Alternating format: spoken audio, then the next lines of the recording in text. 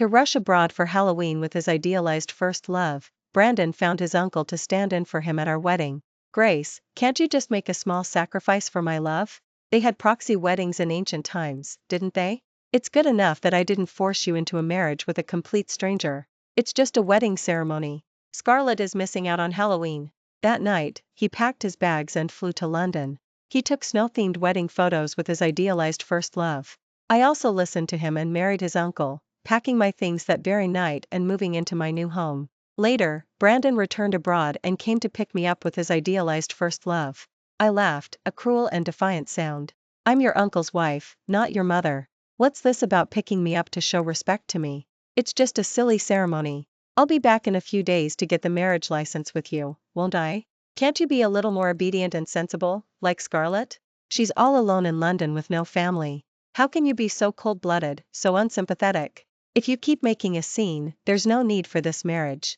I sat by the window, his last few words before leaving echoing in my mind. It was already winter, and the snow outside was falling heavily. Carried by the wind, tiny flakes drifted in, settling on my hair and shoulders. It was very cold, but it was nowhere near as cold as my heart. I glanced downstairs, at the roses arranged for our wedding, my favorite pink roses. But looking at them today, I suddenly didn't like them so much anymore. A ding-dong from a phone notification roused me. Grace, Brandon's had too much to drink. Are you asleep? Can you come pick him up? I stared at it for a long time. Scrolling through our message history, it was all Brandon getting drunk and asking me to pick him up. Each time, I replied instantly. Even once, when I had a high fever and it was pouring rain outside, I still dragged my sick body to him. Even though most of the time it was just Brandon's truth or dare game, I still went willingly. One time, he took it too far. He lied to me, saying he was abroad, too drunk to pay his bar tab and being detained. Worried something had happened to him, I bought a plane ticket that very night, pulling out all the stops to buy a high-priced ticket. But I found him and Scarlett embracing, kissing for a full 3 minutes. The surrounding crowd was jeering. The noise made my head throb, and my face was pale. Afterward, he said, it was just a game of truth or dare. Are you really that bad a sport? Can't you be more open-minded, like Scarlett? Someone who studied abroad really isn't like you, with your rigid mindset. Kissing is an international courtesy. Don't slander our innocence just because you haven't learned it, okay? I was told I was good for nothing, demeaned to the dust. I pleaded with him for a long time, crying and promising, before he finally forgave me. But today, I suddenly felt tired. I wanted to pretend I hadn't seen it. I slept half the night by the window, startled awake by a sound in the room. I looked up to find Brandon, who had returned alone. He looked displeased, wearily rubbing his brow. Why didn't you go? Grace, do you know how much you embarrassed me by not showing up tonight? And you, just lying here asleep? Because of what happened during the day? Why are you so petty? Would you only be happy if I stayed with you through the wedding and watched Scarlett spend Halloween alone? Can't you stop being so unreasonable? I felt like laughing. My cheeks were stiff from the cold, and it took a long time for them to warm up slightly. I'm tired. As I finished speaking, I stood up, intending to leave, but grabbed my wrist. His voice was filled with anger, and his grip was strong. Tired? What could you possibly be tired from, doing nothing all day? Scarlett, who works and studies abroad, never complains about being tired, so what right do you have? Are you just playing hard to get? Do you want me to coax you? Do you want me to leave Scarlett abroad? As a woman, why do you have no sympathy for Scarlett at all? Are you even human? I froze, staring at him blankly. It just felt comical. I had heard similar words countless times before. When we were taking our wedding photos, Scarlett came back from abroad, using the excuse of celebrating with him. But upon seeing him in a white suit, her eyes welled up with tears. Brandon, I wished so much to marry you, to be with you. If only I had spoken up sooner, we wouldn't have missed our chance, would we? Brandon was deeply moved. Disregarding my feelings, he took wedding photos with her, calling it a tribute to their love. He had lectured me the same way back then. Grace, how can you be so unsympathetic? Scarlett just loves me, she hasn't done anything wrong. Expressing her feelings, that's incredibly brave. I was crushed and disbelieving. Scarlett, meanwhile, clung to Brandon's arm, her face drenched in tears. Grace, if you hadn't told Brandon he wouldn't like someone like me, maybe we would have ended up together a long time ago. Won't you even leave me that last bit of hope? At this thought, I lost control of my emotions. My eyes suddenly turned red, and my voice choked. Brandon, maybe we should call off the wedding. And us, too. I couldn't stand your daily indifference, couldn't stand the creeping despair. And I couldn't bear to watch the man who once loved me slowly drift away. Brandon, I'm truly exhausted. The words had barely left my lips when Brandon rushed toward me, his face full of disbelief. His hands gripped my arms tightly. Grace, do you know what you're saying? Don't talk nonsense just to throw a fit. You love me so much, how could you possibly give up? I know it's hard for you to accept that I didn't attend the wedding, but didn't I find a substitute? You won't be wronged, will you? When we get the marriage license, people will just ugh at me for being cuckolded. He paused, his tone suddenly softening. Worst case, as soon as Halloween is over there, I'll rush right back to be with you, won't that be enough? I couldn't help but laugh anymore. As I laughed, tears streamed down my cheeks. In the end, no matter how much I wiped, they wouldn't stop. Brandon, how could you say something so cruel? Leaving aside whether Uncle agreed to the proxy wedding. Just the cuckolding part, haven't I been cuckolded enough over the years? Isn't it already common knowledge? Quietly flying abroad on Valentine's Day, making loud and proud social media posts on Valentine's Day. Even the engagement ring you gave me was a style Scarlett had rejected. Brandon, ultimately, you still don't understand what I want. No, I said with a smile. A pang of pain surged through my heart again, making my face turn pale. Years of love. I had to gather all my courage to finally refuse. But suddenly hugged me tight, resting his head on my shoulder. He sounded delighted and satisfied. Grace, I knew you'd understand me. You don't want me to travel between two countries in one day, it's too hard, right? Don't worry, once things are over there, I'll be back soon. I love you too, otherwise, how could I marry you? It's just that Scarlett is alone abroad, and little kids dressed as ghosts on Halloween will scare her, so I need to be there to protect her. I smiled, saying nothing. My thoughts drifted back to Halloween that year. I've been afraid of the dark since childhood and never dared to enter a haunted house. Brandon always knew this and always protected me. But that year, because Scarlett said, "You're both girls, are you really such a spoilsport?" Brandon forcibly dragged me into the haunted house. I was maliciously pushed toward the ghosts by everyone, terrified to the point of a panic attack, triggering my claustrophobia. Afterward, it was Marcus, who appeared from nowhere, who carried me out and rushed me to the hospital. I thought Brandon would comfort me. But instead, he wore a cold expression. Grace, how could you get so scared in a haunted house that you ended up in the hospital? Scarlett is more delicate than you, but she wasn't scared and even dared to interact with the ghosts. What are you trying to pull? You deliberately threw yourself at my uncle and got me chewed out by him. Are you satisfied? I loved him too much back then. I didn't even consider if what he said made sense, just kept apologizing and pleading. Thinking about it now, I only find it ridiculous. Brandon, if you loved Scarlett, then you loved her. Why did you have to lie to me? I woke up the next day, and Brandon was already gone. At the same time, I opened my phone and saw Scarlett's social media post. It was a picture of the two of them, dressed as ghosts, embracing, cheeks pressed together, forming a heart shape. A delicate jack-o'-lantern sat on the table. The caption read, "Promise me you'll make jack-o'-lanterns with me every year starting now?" Many people were cheering them on below. They asked if good news was on the way, implicitly asking if Brandon had run away from our wedding for her. It was like this every year. Except in previous years, friends asked me, and the question was, did you two break up? I would force a smile every time, denying it. But only I knew. That fervent heart of mine was slowly growing cold. Until today, it seemed to have finally frozen solid. Hello? Grace, I've already talked to Uncle, he's more than willing to help. You just need to go through the normal process. I might be a few days late getting back to get the marriage license with you.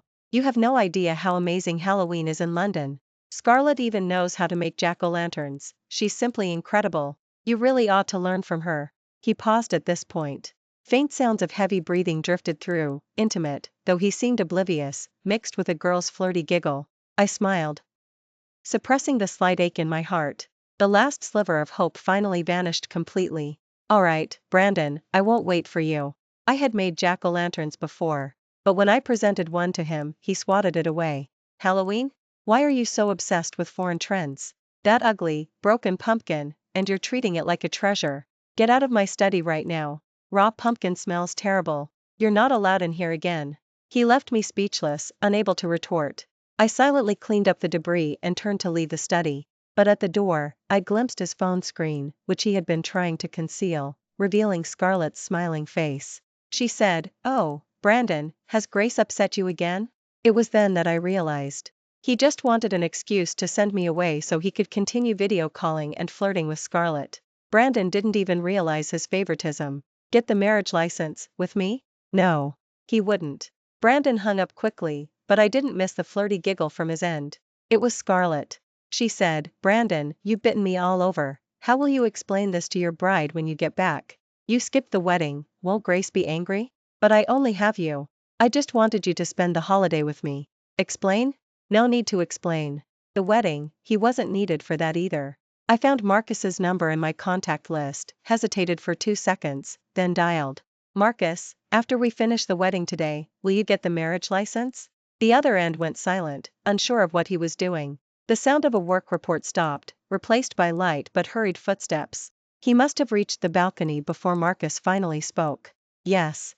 Grace, you had better not be joking with me. Otherwise." My breath caught, and a touch of regret swelled in my heart. I had been too impulsive. Marcus had been aloof and dismissive in school, with a bad temper and a ruthless way of speaking and acting. If he wanted to retaliate against me. But before I could speak, Marcus, as if afraid I'd change my mind, said, "Otherwise, I'll take you to get the marriage license right now. Starting the wedding a few minutes late is no big deal." I froze completely. Staring blankly at my phone, my heart pounded. In my student days, I had secretly liked Marcus, secretly brought him breakfast and milk. I cheered him on from the cheerleading squad. Even for the library, which I hated, I would specifically go just to catch a glimpse of him. On his graduation day, I mustered the courage to write a love letter and slipped it into his desk. But it vanished without a trace, and I completely gave up hope. After all these twists and turns, years later, we reunited under these circumstances. When I made that call, I never thought he would agree. I was simply in a fit of pique and wanted to use his anger to find a legitimate reason to escape the wedding. Ding dong. My trembling hand opened the message. My whole body stiffened. "Come down, bring your identification and necessary documents, and let's go to City Hall first.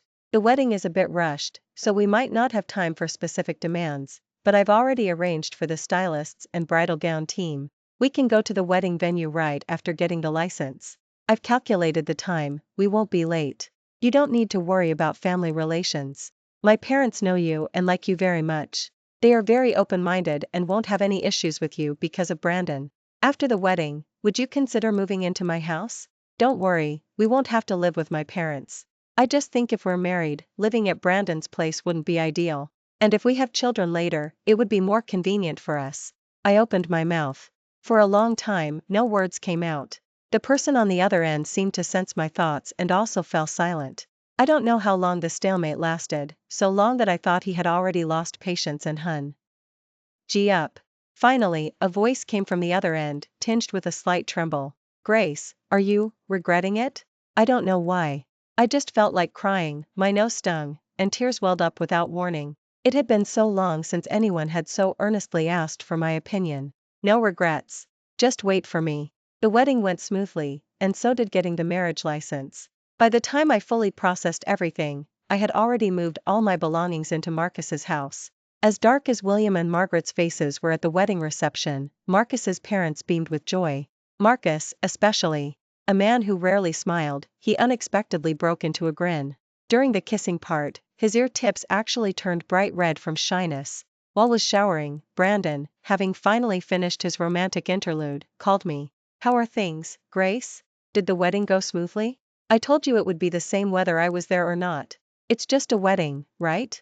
My Marcus stepping in isn't so bad.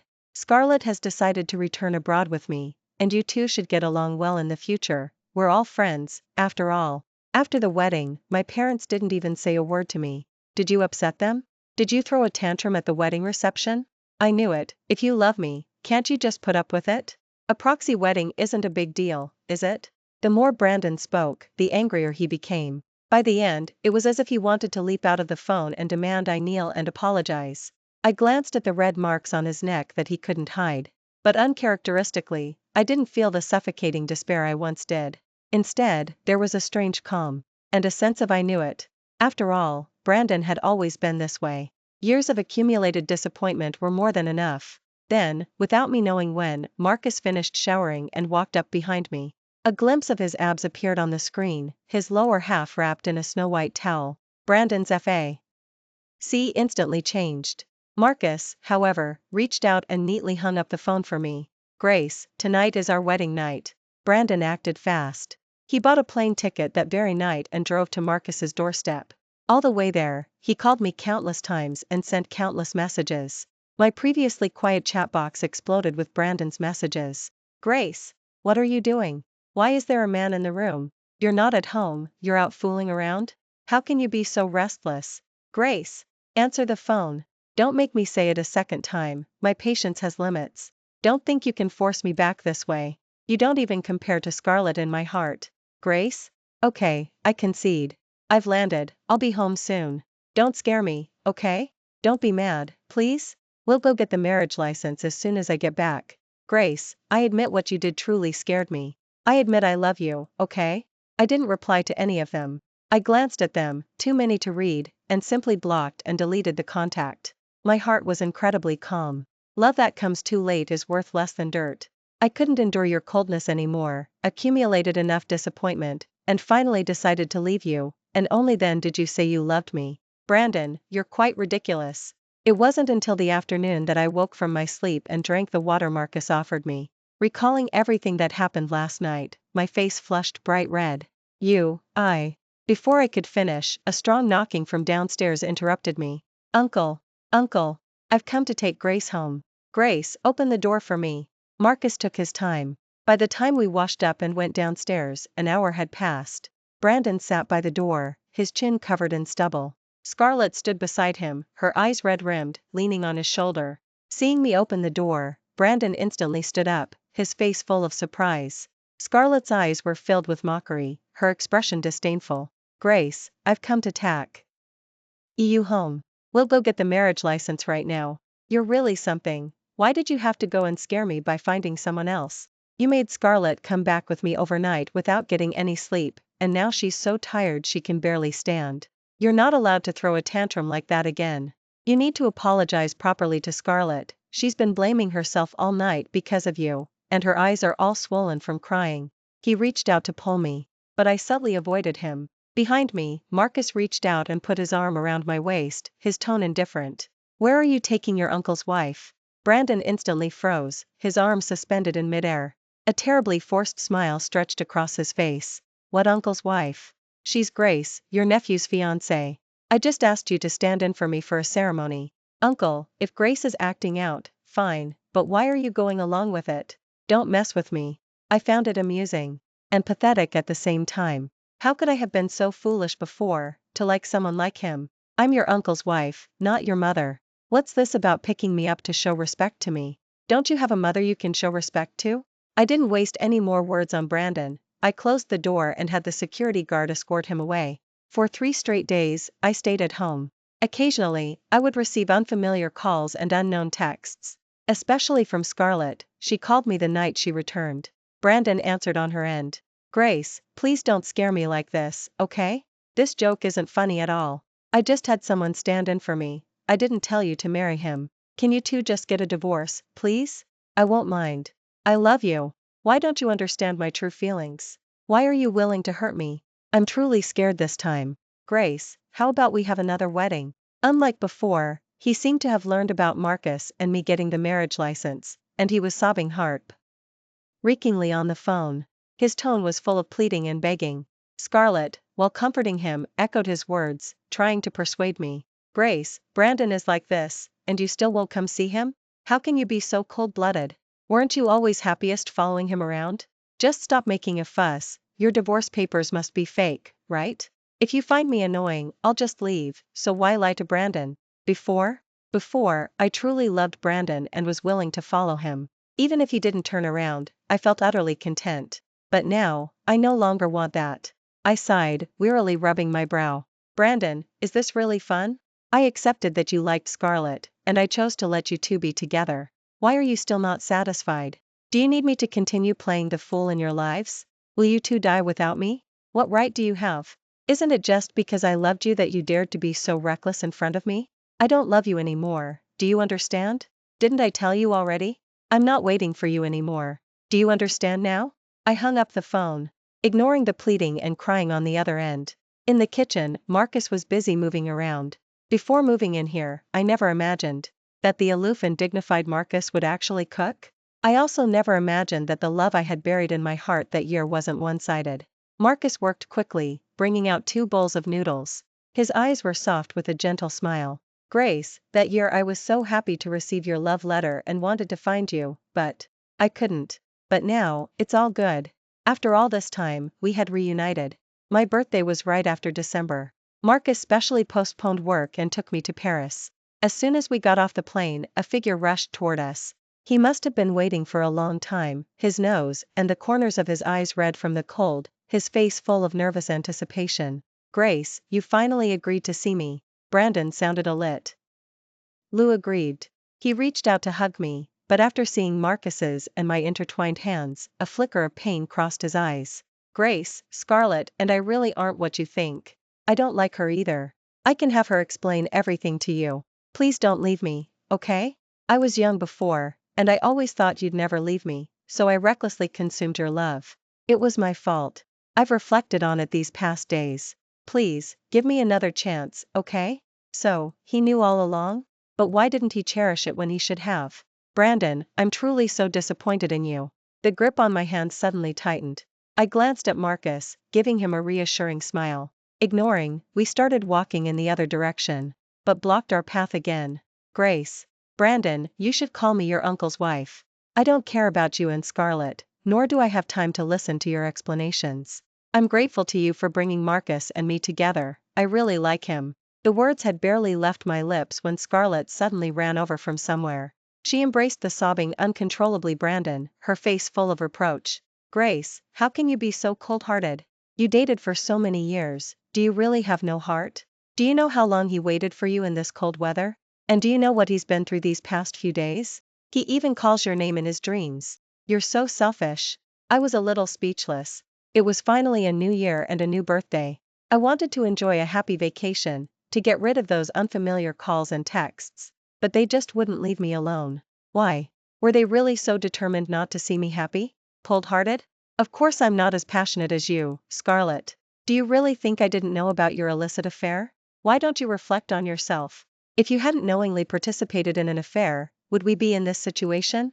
You act all holier than thou, saying I wouldn't let you like Brandon, but wasn't the truth that you had your eye on the rich kid next door at the time? Just because I don't speak about these things doesn't mean I agree with them. Do you really take me for a fool? With a thump. The moment I finished speaking, Brandon fainted. He fell to the ground, his face pale and lips blue, looking utterly pathetic. A wave of irritation washed over me. Especially after seeing Scarlett still sobbing, I finally couldn't control myself and roared, "You idiot, get him to a hospital. Your endless crying isn't helping anyone. Worthless." Didn't expect Grace to be quite a fighter. After finally arriving at the hotel, Marcus said with a smile. My face flushed, and remembering the scene from moments ago, I stammered, unable to speak. It wasn't until Marcus gently kissed me that I snapped back to reality. Grace, I'm very happy. What was he happy about? I thought about it. Perhaps it was because the like I expressed to him wasn't to anger Brandon, nor was it a spur-of-the-moment thing. It was genuine. After all, with someone as wonderful as him, it was hard not to fall for him. With all that commotion, lunch was out, so we had to get up, get ready, and go for dinner. But just as we had chosen a restaurant and sat down, Brandon approached us. He held out red roses to me, his eyes full of devotion. Grace, please give me a chance to win you back, okay? People in love shouldn't miss out on each other. I don't believe you could fall in love with someone else so quickly, you must still be waiting for me. Abroad, people are open and passionate. Seeing this scene, they all looked at Brandon admiringly. Some curious friends nearby even patted Marcus on the shoulder, warning him to be careful. Brandon's gaze froze when he saw my neck, and a crimson flash appeared in his eyes. Grace, you too, he forced you, didn't he? How could you possibly be with Marcus? You're mine. I frowned and shook my head. Brandon, Marcus, and I are married. Ignoring his increasingly pale face.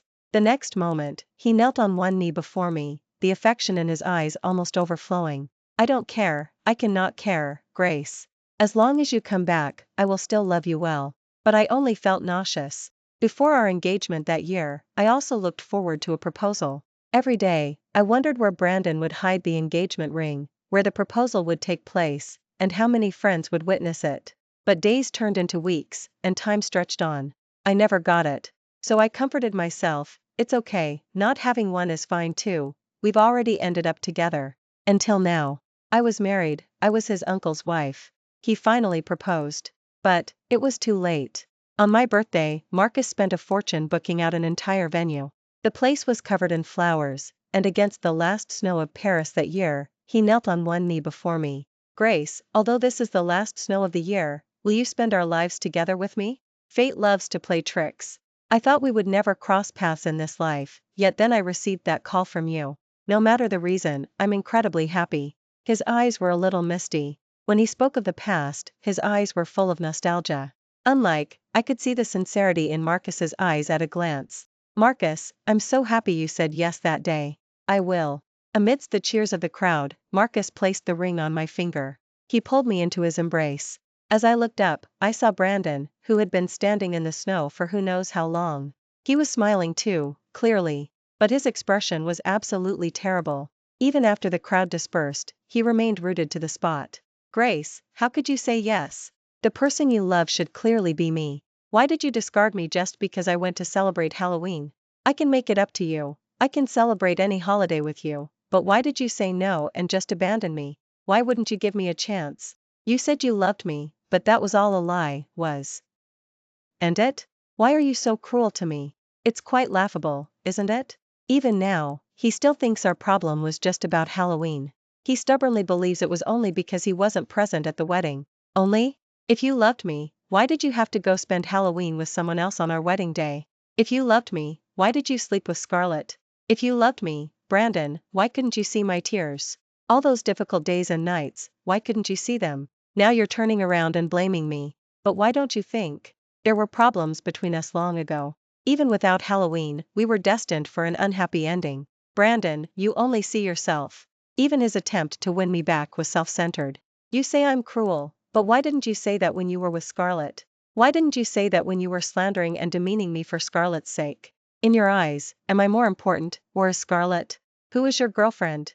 Can you even tell the difference? The more I spoke, the paler Brandon's face became. In the end, he looked like he was about to collapse, and with a thud, he fell to his knees. Unfortunately, I no longer felt soft-hearted towards him. I left directly with Marcus. After returning home, I deliberately avoided Brandon and Scarlett. I lived my own life and, with Marcus's support, started my own business. Everything proceeded smoothly and steadily. I next heard news of Brandon when William came to my door. I really don't know what to do. Brandon's not doing well, he wants to see Grace. Is that all right? After all, you two were together once. Only then did I learn. After returning home, Brandon indulged in drinking daily. Unable to win me back, on the advice of his questionable friends, he headed north to a remote spiritual retreat in the Rockies. He embarked on a spiritual pilgrimage, prostrating himself every step of the way along the road. In less than 2 hours, he was covered in bruises and cuts. When people found him, Brandon had been stripped of all his belongings and was unconscious. After being brought back, he ran a high fever for a week straight. He had been in critical care until just today when he showed a slight improvement. As he spoke, William's eyes were tinged with tears. His voice trembled. He's such a fool. He ate whatever people tricked him into eating, drank whatever they gave him to drink. He was stubbornly determined to beg for your forgiveness, and when he finally woke up, he was still clutching a good luck charm he'd gotten for you. Grace, Brandon truly knows he was wrong this time. Can you go see him? I felt a pang of mixed emotions. But before I could speak, a figure limped in through the wide-open doorway. His face was pale, his cheeks terribly gaunt. It was Brandon. When he saw me, a flicker of light shone in his eyes. He held up the dusty good luck charm, offering it to me like a treasure. Grace, please take it, okay? I know I've made it dirty, but please don't be disgusted with me, okay? I'll clean it very, very thoroughly. He wasn't talking about physical cleanliness. I understood what he meant. But my heart felt no stir. In the past, I would have been ecstatic. But after everything, my love for him had long been worn away. I shook my head, expressionless. He instantly went weak at the knees, falling to them before me. Grace, please don't be so cruel to me, okay?